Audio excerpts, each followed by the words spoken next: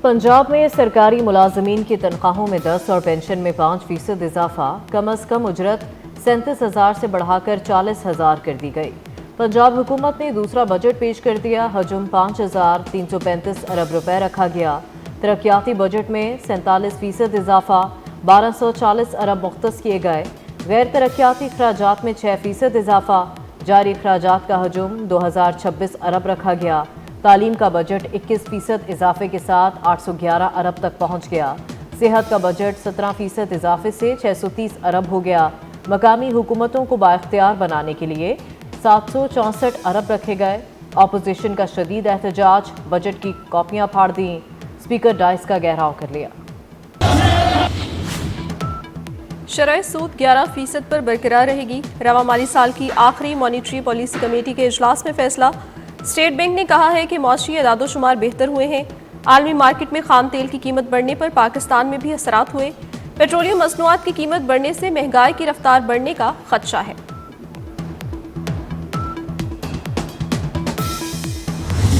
और वो कह रहे हैं कि जी वो पाकिस्तान के ख्वाजा आसिफ ने वो ये कहा वो कहा।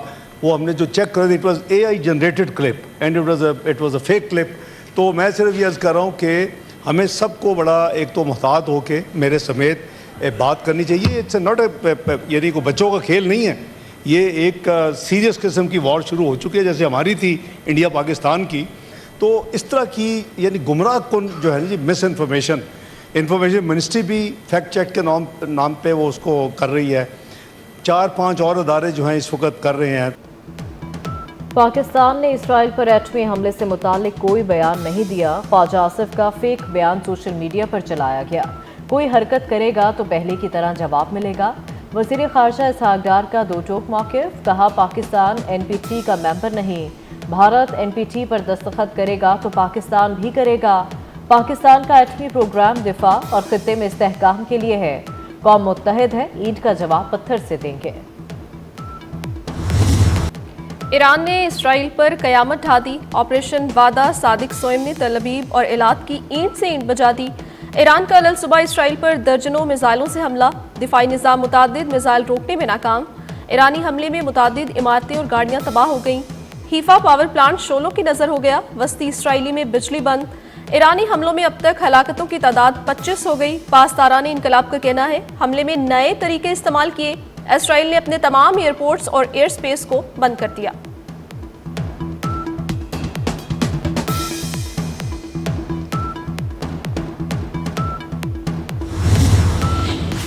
जंग ईरानी खतरे का खात्मा नहीं कर सकेगी। इसराइल का ईरान पर हमले के मकासद और अहदाफ हासिल न कर पाने का एतराफ़। इसराइली कौमी सलामती के मुशीर का कहना है ईरान के पास अब भी हज़ारों बैलिस्टिक मिसाइल हैं। हमले का मकसद ईरान पर जौहरी प्रोग्राम ख़त्म करने के लिए दबाव डालना था। ईरान पर फ़ज़ाई हमलों से तेहरान के जौहरी प्रोग्राम का खात्मा मुमकिन नहीं।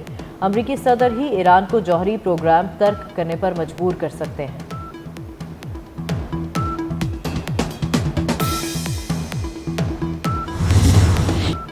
इसराइल जैसे कैंसर फैलाने वाली रजीम को ख़त्म करना होगा। ईरान ने इसराइली रियासत को जराइम पेशा करार दे दिया। तर्जुमान ईरानी वजारत ख़ारजा ने कहा है ईरान तमाम मुस्लिम ममालिक के साथ राब्ते में है। ये जंग ईरान के खिलाफ नहीं बल्कि इंसानियत के खिलाफ है। उम्मीद है दुनिया इस जंग की दुरुस्त सिमत में खड़ी होगी।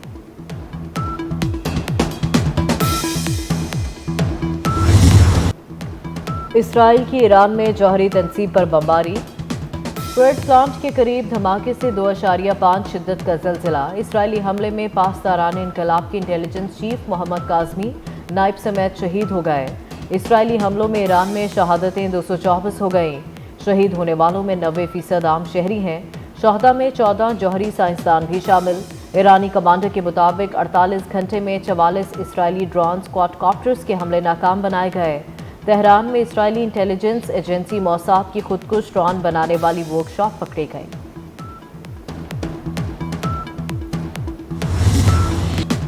अमरीकी सदर डोनाल्ड ट्रंप ने इसराइल ईरान जंग में शामिल होने का इंदिया दे दिया। अमरीकी सदर डोनाल्ड ट्रंप की ऑफ कैमरा गुफ्तगू, कहा अमरीका फिलहाल इसराइल ईरान जंग में शामिल नहीं। ईरान और इसराइल जंगबंदी कर सकते हैं। उम्मीद है दोनों ममालिक के दरमियान मुआहिदा हो जाएगा। امریکہ اسرائیل کو حملوں کی اجازت دے کر گنڈا گردی کر رہا ہے۔ ایرانی صدر مسعود پزشکیان کی کڑی تنقید، کہا ہم کسی پر غلبہ نہیں چاہتے اور نہ جارحیت کرنے والے ہیں۔ اسرائیل خود ایک ایک کر کے مسلمان ممالک کو نشانہ بنا رہا ہے۔ ایٹمی ہتھیاروں کا حصول ہمارا مقصد نہیں۔ حالت جنگ میں مذاکرات نہیں ہو سکتے، ایران نے قطر اور عمان کو آگاہ کر دیا۔ ایرانی عہدیدار نے خبر ایجنسی سے گفتگو میں کہا تہران حملے کے دوران مذاکرات نہیں کرے گا، اسرائیلی حملوں کا جواب دینے کے بعد مذاکرات ہو سکیں گے، جب تک حملے جاری ہیں مذاکرات ممکن نہیں۔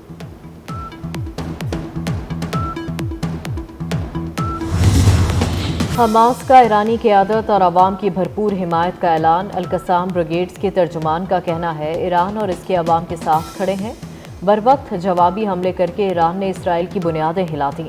اسرائیلی حملوں میں اعلیٰ ایرانی فوجی کمانڈرز اور عام شہریوں کی اموات پر افسوس کا اظہار۔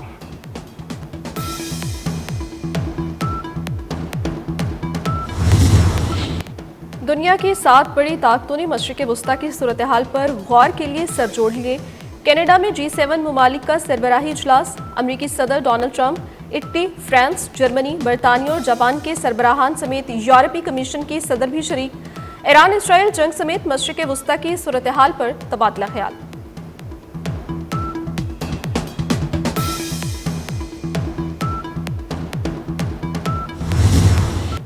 دنیا اسرائیل کی ایٹمی طاقت سے چکنا رہے۔ وزیر دفاع خواجہ آصف نے اسرائیل کے ایٹمی ہتھیاروں پر عالمی برادری کو خبردار کر دیا۔ کہتے ہیں مغرب بھی اسرائیل کی پشت پناہی سے باز رہے۔ اسرائیل جیسے بدماش ملک کی سرپرستی خطے کے لیے تباہ کن ہو سکتی ہے۔ یہ جنگ پورے خطے کو لپیٹ میں لے سکتی ہے۔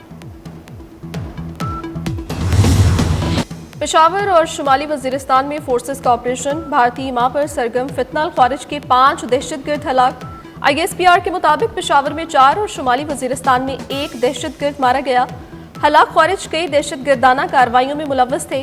صدر، وزیر اعظم اور وزیر داخلہ محسن نقوی کا فورسز کو خراج تحسین۔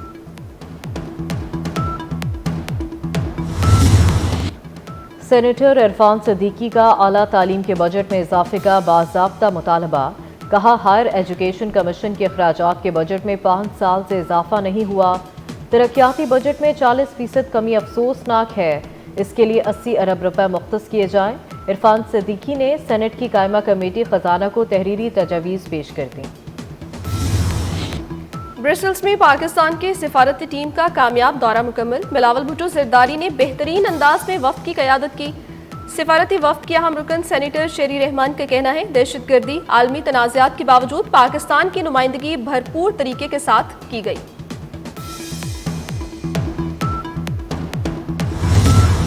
فوجی فرٹیلائزرز نے PIA کی خریداری میں دلچسپی کا اظہار کر دیا۔ فوجی فرٹیلائزر کے بورڈ نے PIA کے مالیاتی جائزے کی منظوری دے دی۔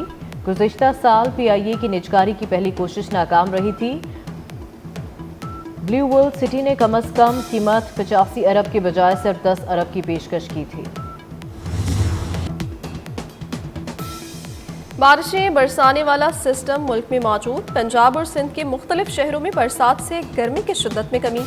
محکمہ موسمیات نے آئندہ 24 گھنٹے میں پنجاب، پوٹھوہار، خیبر پختونخوا، سندھ اور شمالی بلوچستان میں بارشوں کی پیشگوئی کر دی۔ کشمیر اور گلگت بلتستان میں تیز ہواؤں کے ساتھ ابر کرم کی امید۔ کراچی میں بوندا باندی سے موسم خوشگوار ہو گیا۔